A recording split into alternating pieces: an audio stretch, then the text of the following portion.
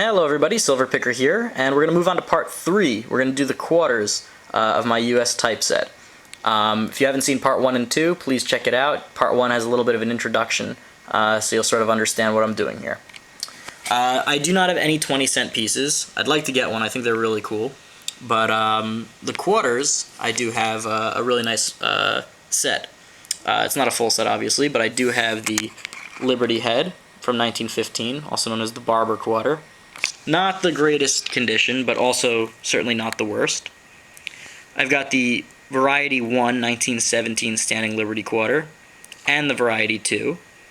You'll see on the backs what that variety is. But these are both in great condition. I've got like maybe this is VF condition, probably something like that.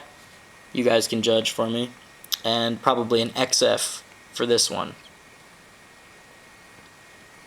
And of course I've got the two Washington quarters. The left one of course is the 1964 silver, and here's a 1968 clad. Both in really nice shape.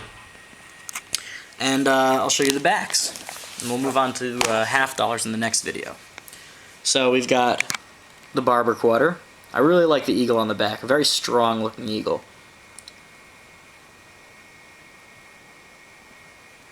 And over here, you can see the Variety 1. Now on the Variety 1, if you can look, you can see that the eagle is much lower than on the Variety 2.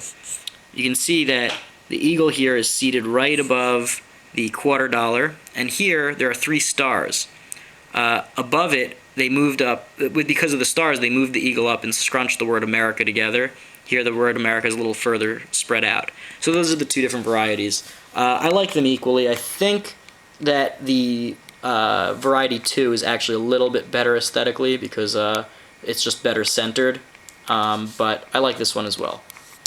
And of course you're all familiar with the back of the Washington Quarter, also a nice looking bird.